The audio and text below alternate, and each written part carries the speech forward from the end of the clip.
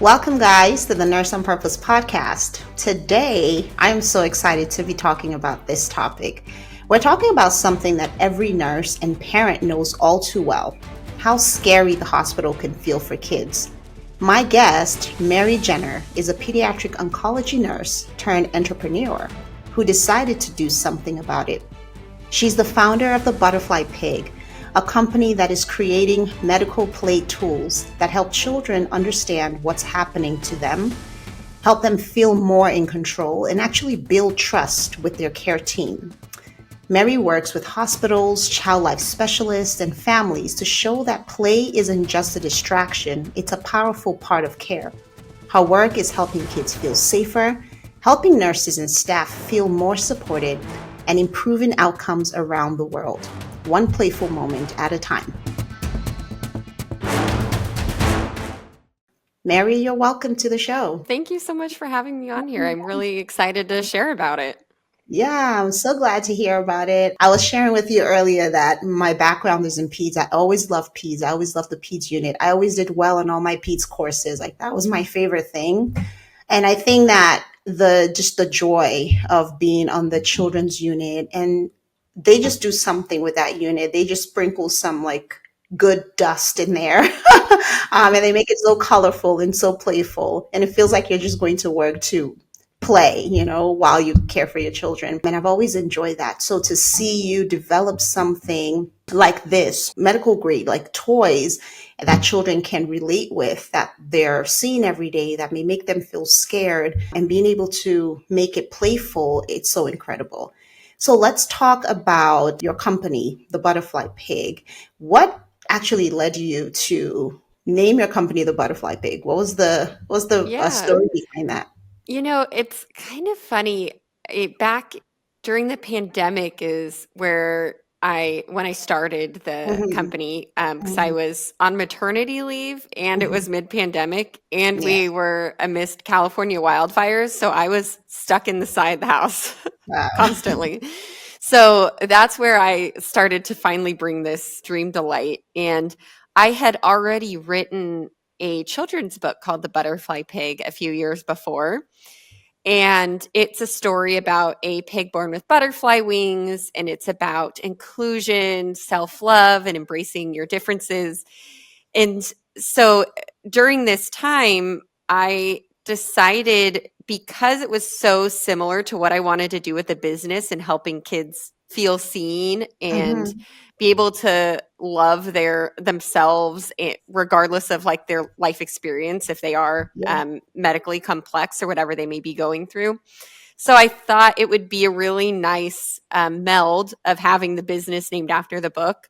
So it kind of all happened at the same time, where I opened the business and then I found an illustrator and just started the process to get everything going. The Butterfly Pig, it's the pig that has butterfly wings, right? And so it's really just interesting to see that, how they say, oh, we'll do that when pigs fly. Exactly. So this pig can actually fly, and it's showing that children can do anything. They can be anything. They just have to embrace who they intrinsically are. Exactly. That's amazing. And it's evolved. The mascot of the Butterfly Pig has evolved into even more as the business has grown too, because we have so many families where their children have all these diagnoses, and basically, just like the phrase "when pigs fly," they're given all of these things, diagnosis that their children won't be able to do. So the mascot is really a way of showing that anyone can still defy expectations, and just, you don't have to look at it as a notion of impossibility, but rather a challenge of it. Oh, amazing. That's wonderful. Talk about your company's services. What are some of the medical play devices that you offer, and where did you start? Because I know you've grown now really like worldwide. So tell me about, like, what was that entire process for you, from ideation to saying, I'm going to create this, from finding the companies that would partner with you to make them? Like, how did you go about that process? And also, what does it take to bring something to life, something this big, something this important? It's definitely been one step at a time. When back in the pandemic, I didn't have the vision that it would become what it is today. I had a request from a parent to make a clay version of their daughter's cochlear implant. Wow. And that is where I started to just do this as a hobby. I was making little miniature versions, and Wow. somebody, she shared it, and someone else wanted their hearing aids of their child. So I would paint them to mimic the child's hearing aid exactly. It was very Is fun. pottery, sorry to cut you off, is pottery like been a hobby of yours before now? Yeah, yeah. Okay,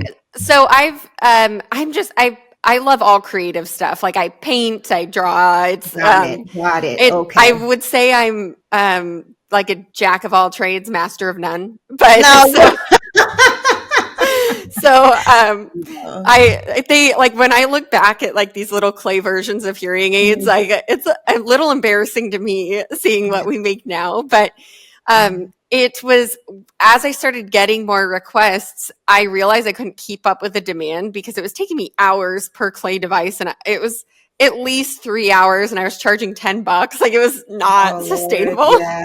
Yeah. So I ended up getting a 3D printer, and I started teaching myself CAD software and designing Wow. on the computer.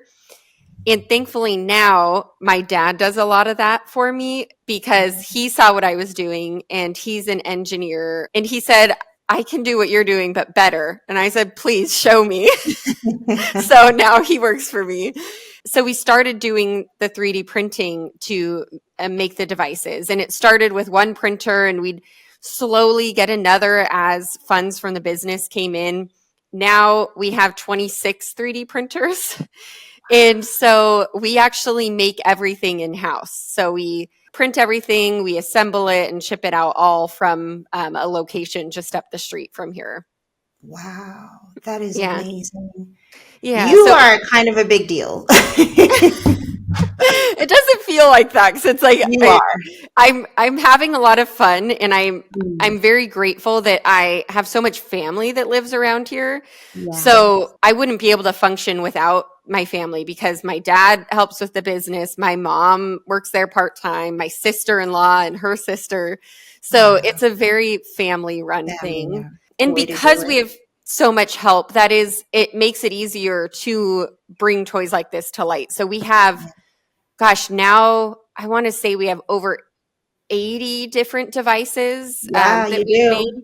Yeah. Um, I mean, there's IV poles there, infusion bags, EEGs. I'm going to link your website on the show okay. notes so people can actually go. AFOs and CAS, the things that it's even walkers. There are Yeah. things that I just wouldn't have imagined. And I'm like, this is so cool to see. Insulin pumps. They're like little action figures. It's so cute. There's even We have the oxygen little on there. CT scanner. Yeah, yeah, it's so cool.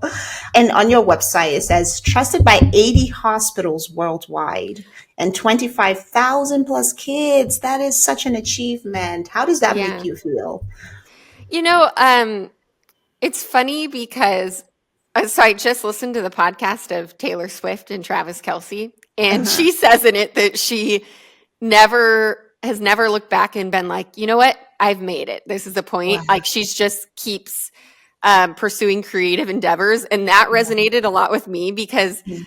it, the 80 hospitals, I think it's actually above 100 now, but even then, it's still to me, I'm like, well, it's just like a hospital will put in an order of a batch of items, and then they're Yeah. not like coming back and purchasing all the time. So like Yeah. I don't feel like that big of a deal. Yeah.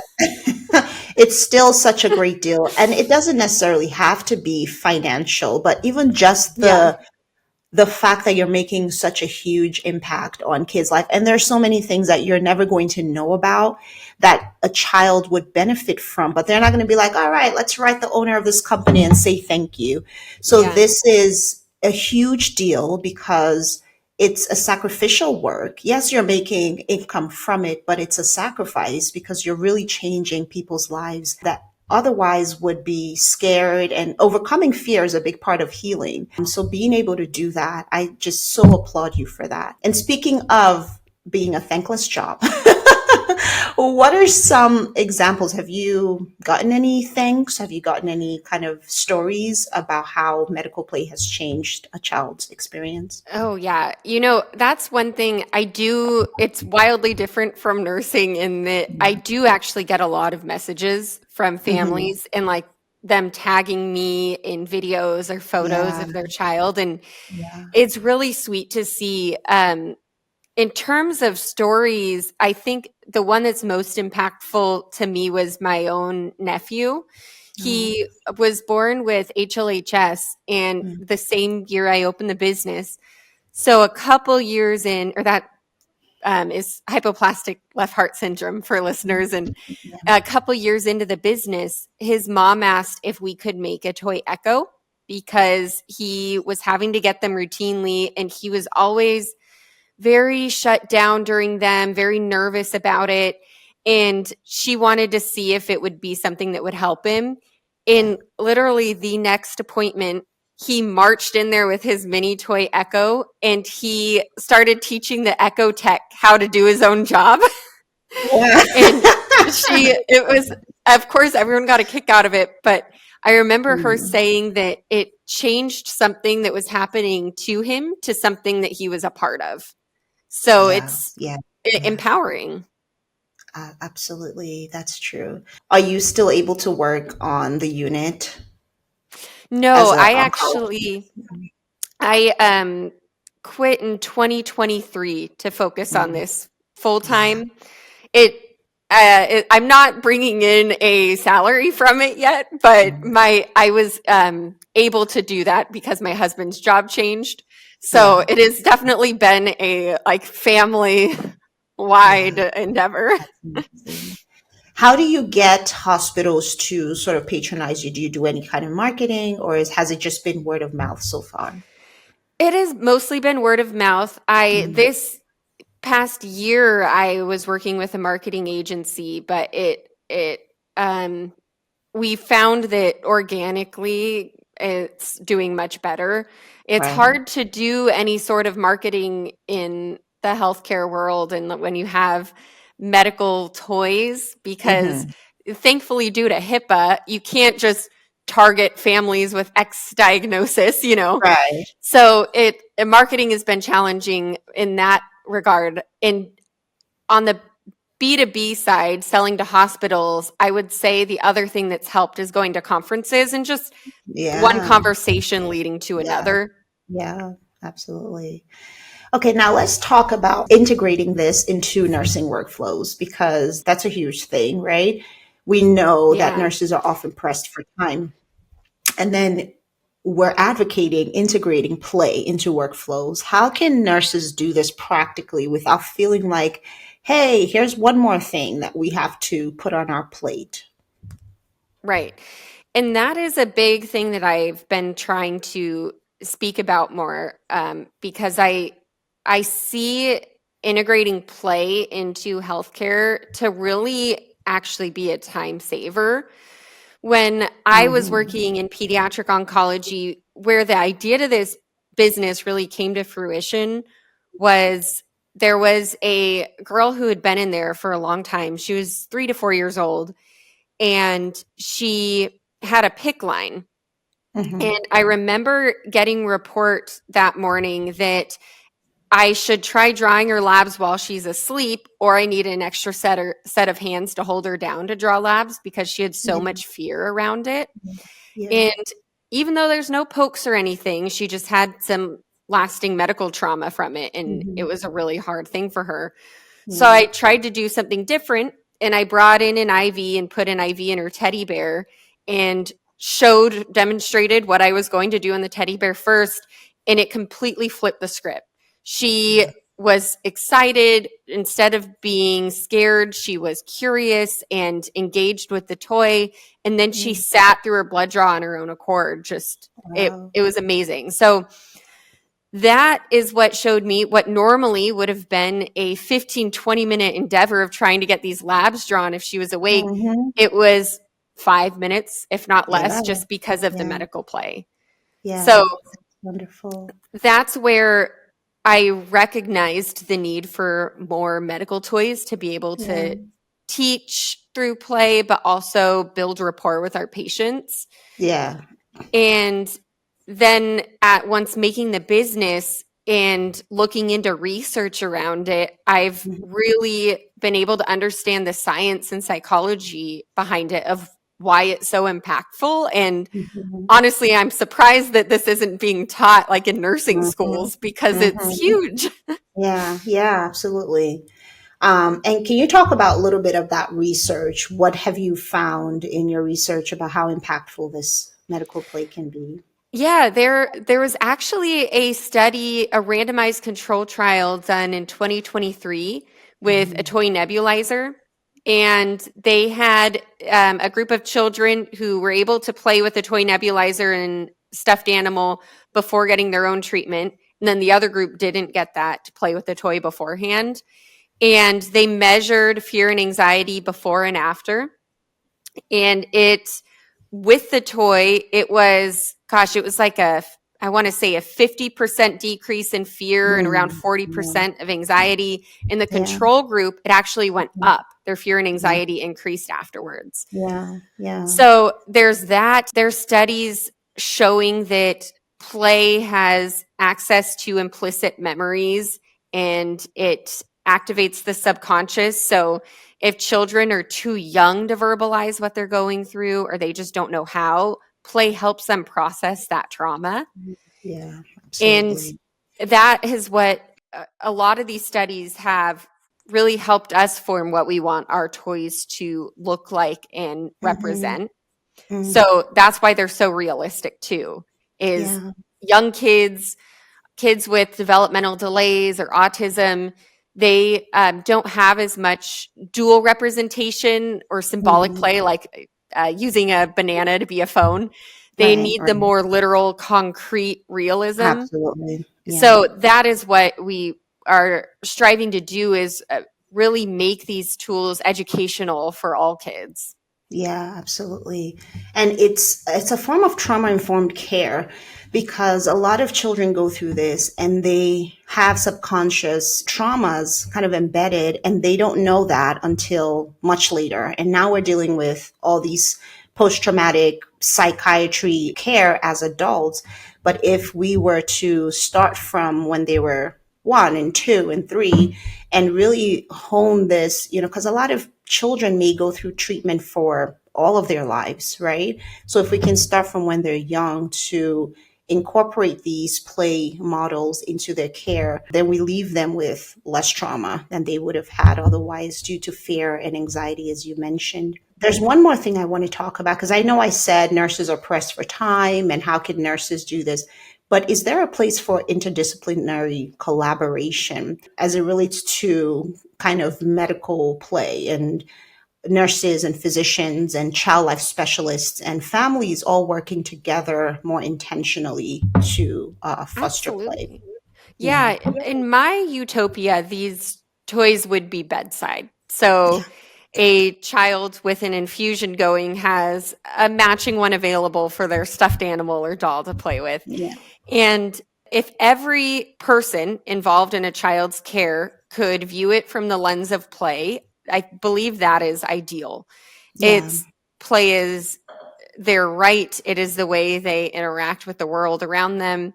So I see there to be opportunity for nurses, of course, to provide patient education in a developmentally appropriate way, but also just to build rapport and trust Yeah. with their Yeah. patients. And Yeah. same with doctors. If Yeah. doctors go in there and regardless of if nurses or child life specialists did the education about what's going to happen, if a new stranger comes in the room and they don't know them, they're still going to be fearful around that. But Yeah. one playful interaction can really lower that stress. Yeah. So I see that, but there's also the parents where Hmm. the parents, I've been a parent bedside, and even as a nurse, it's really disempowering to say Yeah. the least. You don't know your role, you don't want to Mhm. overstep, you don't know how to be Mhm. involved. And toys like this give parents a way to interact with their kids and provide benefit Absolutely. without needing the expertise, because there's Yes, no yes, wrong way to play. yes, So, yes. and then the magic where it all really comes together is child life specialists can take Mhm. toys like this, and instead of just playing, they can do their therapeutic observing and figuring out what they need to do next, what Mhm. interventions will be most helpful for this child, and really customize a play plan for them. Mhm. So Absolutely. with play at the core of pediatric care, there's so many opportunities there. Yeah. You should totally teach like a course, maybe not a course, but like a lecture. I know, when when nursing students are going through their pediatric rotation, you should like come in and do a quick 30-minute yeah. lecture, because it should start from when we're students to learn this That's stuff. a great idea. I've been doing some webinars for Mhm. nurses, and Mhm. then I'm speaking for a class in child life specialists, but the pediatric course, that's a great idea. You heard it here first. Yep.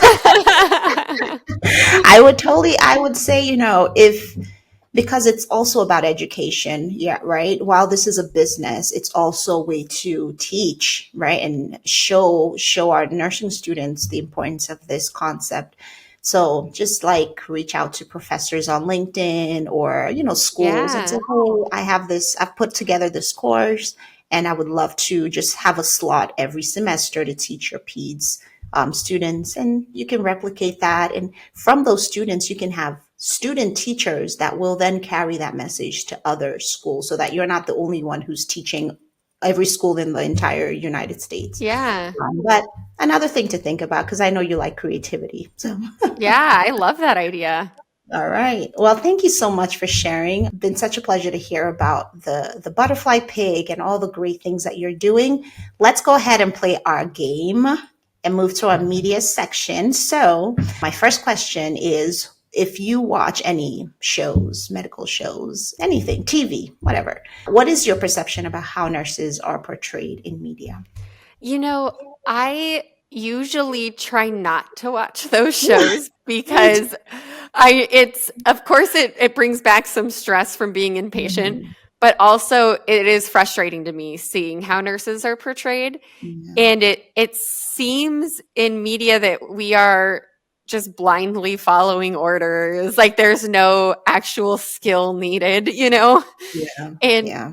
the one show though that I did not want to watch, but got wrapped into because my husband was watching it and I'd be like looking over his shoulder, was The Pit. The Have you pit. I was seen gonna that? say it's the pit. Yeah, Yeah, everyone's talking about I it. know. And I said, you know what?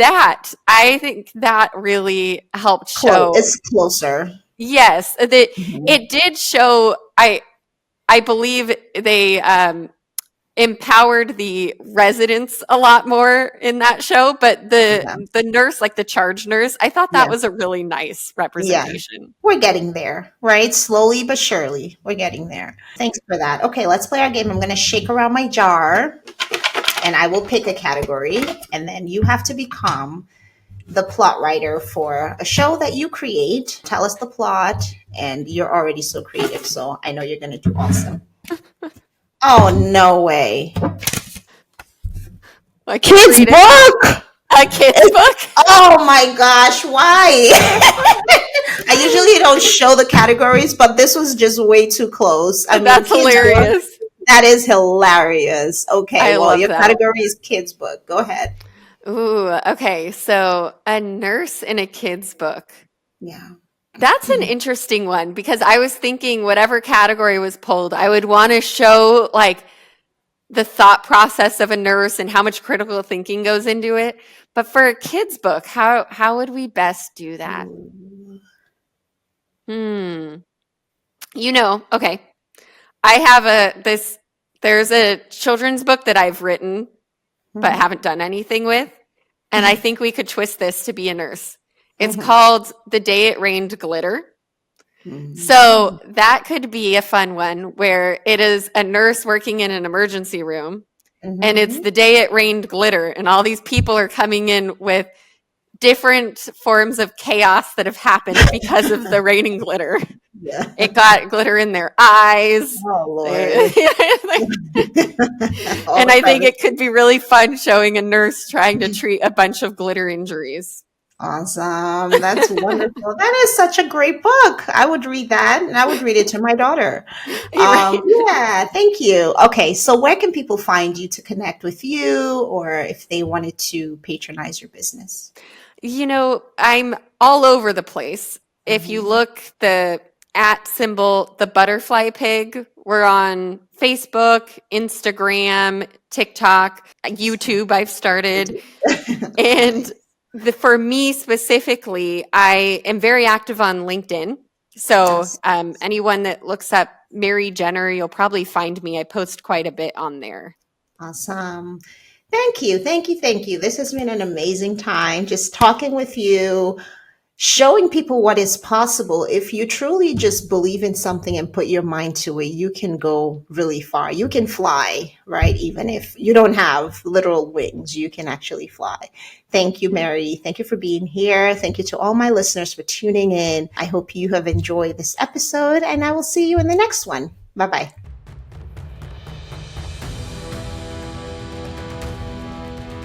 Thanks for hanging with me till the end. I hope you gained some valuable insight into the world of nursing. If today's episode inspired you, please like, subscribe, and share with someone who needs to hear about the amazing work nurses are doing. Let's keep breaking stereotypes and reshaping the narrative together. I'll see you next time.